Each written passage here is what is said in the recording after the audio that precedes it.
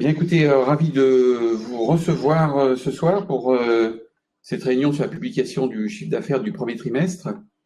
Michel Denis aujourd'hui malheureusement a une contrainte et ne peut pas participer à la réunion. Il aurait souhaité pouvoir le faire. Donc nous, avec Céline Brard, nous allons dérouler cette présentation pour vous partager l'activité du groupe au cours de ce premier trimestre. Tout au long de la réunion, n'hésitez pas à nous poser vos questions. Alors, si vous posez des questions, s'il vous plaît, est-ce que vous pouvez les mettre en bas à droite dans le petit onglet questions plutôt que dans le chat, parce que ça permet de les gérer, de les effacer, d'avoir une traçabilité. C'est beaucoup plus simple pour nous après, pour être sûr de répondre à toutes vos interrogations. Alors, sur l'effet marquant du premier trimestre, eh bien, écoutez, un chiffre d'affaires de 600 millions d'euros. Alors, il y a un retrait important par rapport à l'année dernière, 12%, par rapport au premier trimestre 2024, 13% en comparable. En revanche, ce que l'on a comme dynamique intéressante sur le trimestre, c'est une prise de commande qui est en amélioration, une bonne prise de commande, 574 millions par rapport à 532 millions au T4 2024, qui fait une croissance de 8% séquentielle. Et puis, alors, par rapport au T1 2024, où on avait eu une prise de commande extrêmement faible, cette fois-ci, on a 209% de croissance. Donc, on est reparti dans une dynamique d'accélération, de reprise des prises de commande. Et tout ceci nous amène à avoir un carnet de machines à la fin du trimestre de 1,169 milliard par rapport à 1,878 milliard. Il est un peu en dessous, mais on verra qu'il est maintenant à un niveau qui nous paraît tout à fait stabilisé. Au global, sur ce trimestre, sur les éléments qu'on peut partager, donc on a un chiffre d'affaires qui, côté Manitou, est en ligne avec nos prévisions, dans la continuité du T4 2024, une accélération de la prise de commande, et puis cette bonne dynamique que l'on partage avec vous. Alors, si on passe sur les faits marquants, au niveau de la vie produit, donc nous avions au cours du mois d'avril, il y avait en Allemagne, à Munich, la Bauma-Chine, donc qui est le plus grand salon au monde de tous les salons qui puissent exister. Donc le rassemblement de l'ensemble des acteurs mondiaux du secteur de la construction, et ce qui est toujours une occasion de présenter des nouveaux produits pour le groupe. Et dans les innovations que nous avons présentées, nous avons lancé et présenté donc dans l'électrification de nos gammes deux nouveaux modèles de chariots électriques, un chariot de 14 mètres, un chariot de 18 mètres. Donc là, on est vraiment dans le cœur de gamme du secteur de la construction, avec des batteries lithium-ion, donc ce qui permet d'élargir l'offre aux produits électriques sur le secteur de la construction. Autre événement également, donc dans cette logique de capter du marché, donc dans les machines rotatives qui pour nous sont des machines vraiment très haut de gamme, on a présenté une machine dont la hauteur et la capacité de levage passent sur un nouveau segment. Donc des machines qui désormais font 40 mètres, peuvent porter jusqu'à 7 tonnes à 40 mètres, donc des très très grosses machines. Et ce qui nous permet, sur la base de technologies et de plateformes existantes, d'aller adresser des segments de marché toujours plus larges.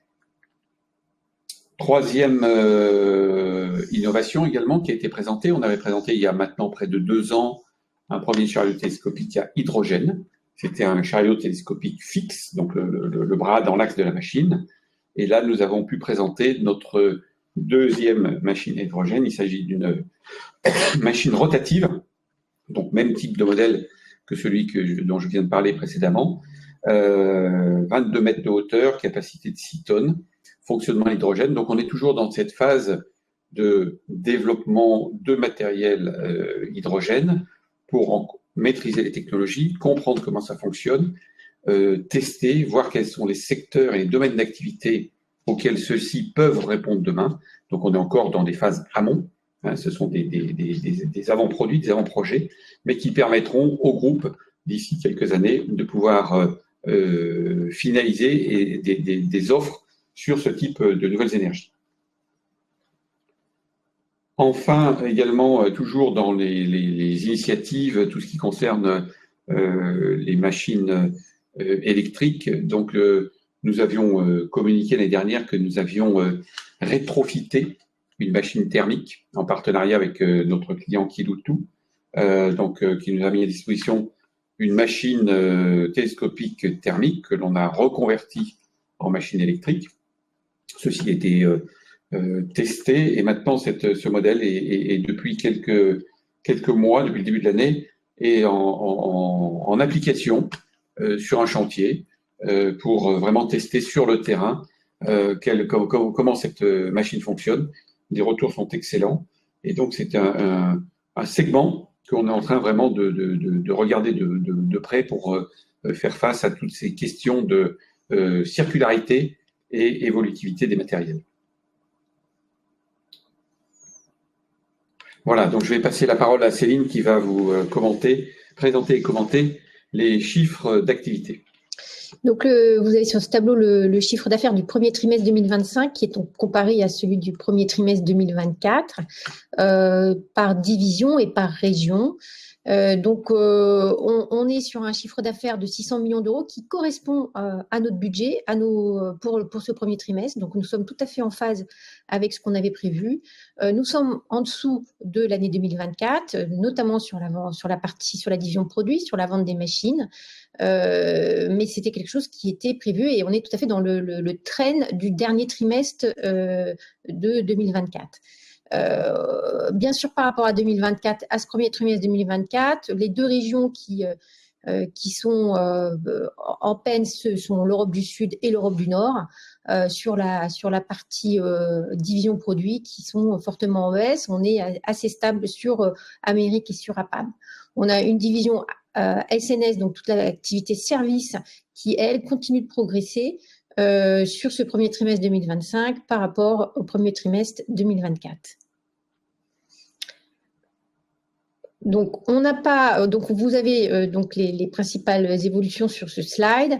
Comme je vous le disais, la forte baisse sur l'Europe du Sud et l'Europe du Nord, et des variations somme toute très limitées sur les autres régions. Ensuite, si on prend à ISO, périmètre et taux de change, donc on voit qu'on a été plutôt épargné par les taux de change et on n'a pas de gros impact de taux de change sur ce trimestre-là par rapport à l'année dernière et on n'a pas de changement de périmètre. En termes de prise de commande, donc nous sommes sur un trimestre avec 574 millions d'euros de prise de commande. On voit qu'on progresse par rapport au quatrième trimestre 2024, qui lui était à 522. Donc on continue à augmenter nos prises de commande et on est sur un niveau de prise de commande qu'on n'a pas eu depuis le deuxième et troisième trimestre 2022. Ce qui représente un carnet de commandes à 1,169 milliard qui, comme vous pouvez le voir, est quand même assez stabilisé depuis 3 trimestres et représente autour de 7 mois d'activité à aujourd'hui.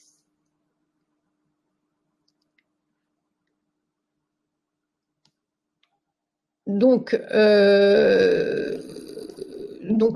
voilà, donc là c'est exactement les commentaires que je vous ai faits. Je vais passer on va quand même faire un petit point sur les droits de douane américains, qui est quand même un sujet bien sûr qui est un sujet qu'on regarde de très très près, qu'on suit de très très près. On a mis une équipe dédiée sur ce sujet-là. Et c'est clair que l'on peut être impacté, puisqu'on a du chiffre d'affaires aux États-Unis, on a de la production aux États-Unis avec des composants qu'on achète en dehors aux États-Unis, mais aussi certains en dehors des États-Unis.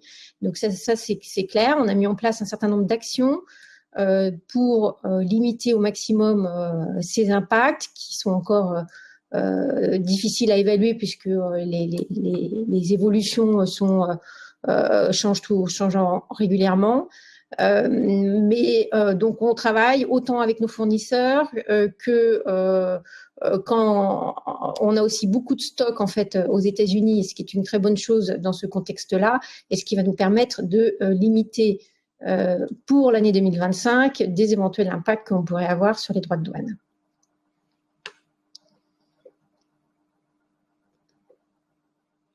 Donc, on confirme notre guidelines, on confirme un chiffre d'affaires 2025 à ce stade en ligne avec celui de 2024 et on confirme le résultat opérationnel qu'on vous avait annoncé en janvier pour l'année 2025 qui sera de l'ordre de 5,5% du chiffre d'affaires.